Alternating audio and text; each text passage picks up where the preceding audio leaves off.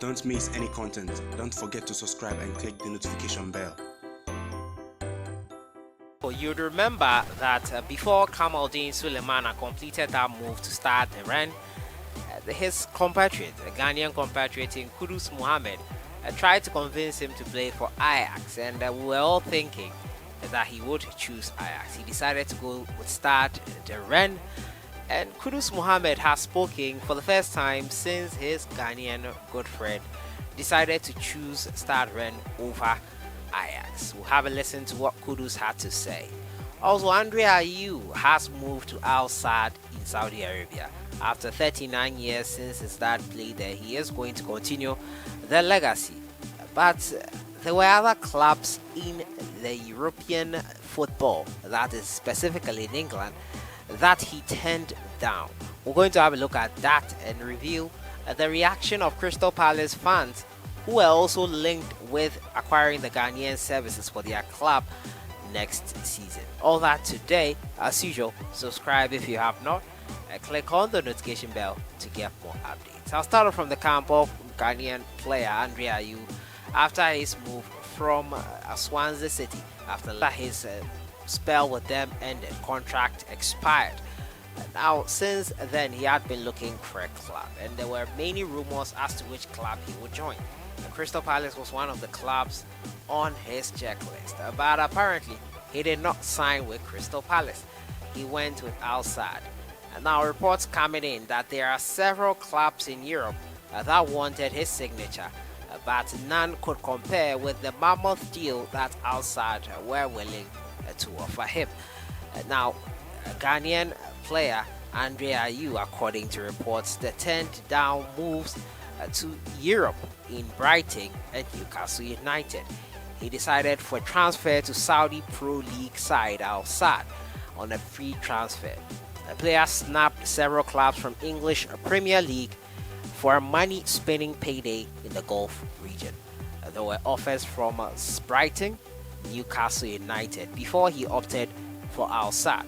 According to reports, Brighton offered him £40,000 a week deal, which is 50% less than what he was earning at Swansea City. In case you didn't know, he was earning £80,000 per week at Swansea. While the Magpies, which is Newcastle, also offered him £60,000, £20,000 less than what he was also being offered or given at Swansea a week per deal, with an option for a second based on his performance. None of the teams, however, came close to the mammoth $220,000 a month, which will reportedly be after tax. For 14 years, Andre had plied his trade in Europe, playing in France for Marseille, Alès, Avignon, and Lorient, while in England he had 3 separate stints with Swansea and West Ham United. He also had a brief loan spell in Turkey with Fenerbahce, although it was one to forget.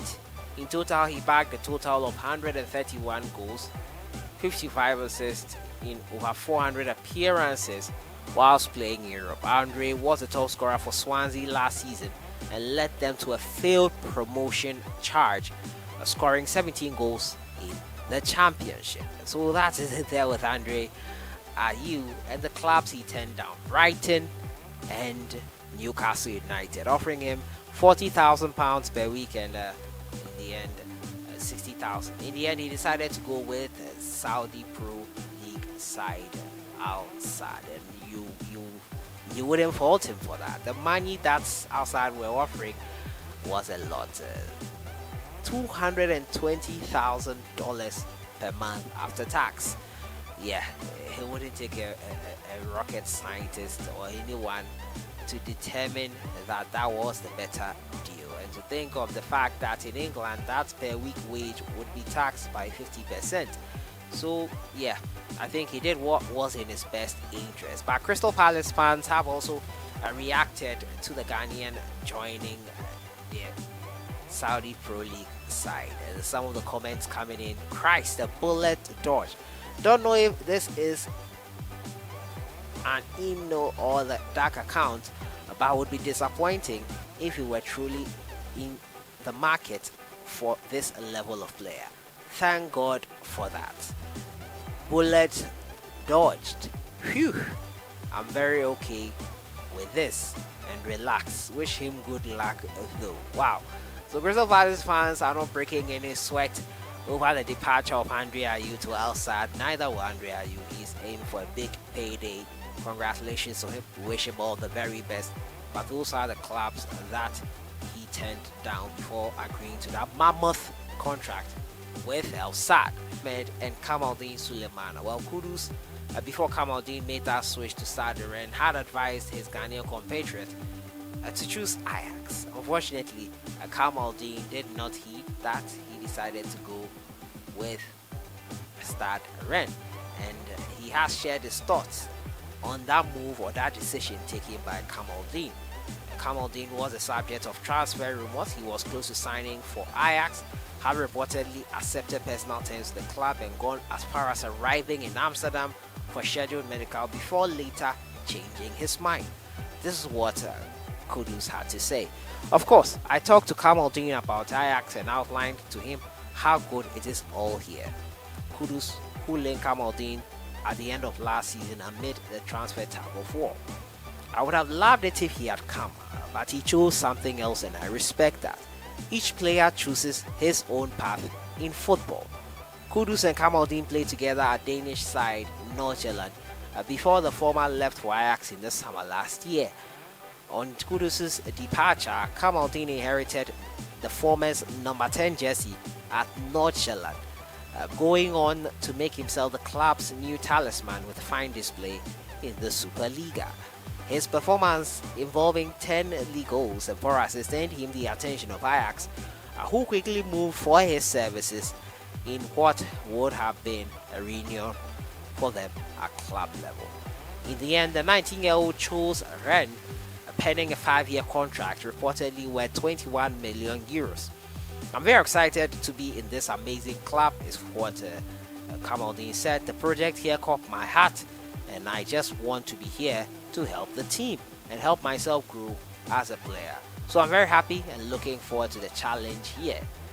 The duo are likely to meet again in Ghana's camp for the 2022 World Cup qualifiers against Ethiopia and South Africa in September. So Kudus Mohammed not breaking any sweat, not bothered by that. Everyone chooses their path, and rightly so. He decided to go for Rennes ahead of AJAX, even though Kudus advised him otherwise. He will not break any sweat over that. He hopes he enjoys his football. Everyone chooses their path, and I think it's just nice that he accepted that fact about what was going on with the transfer.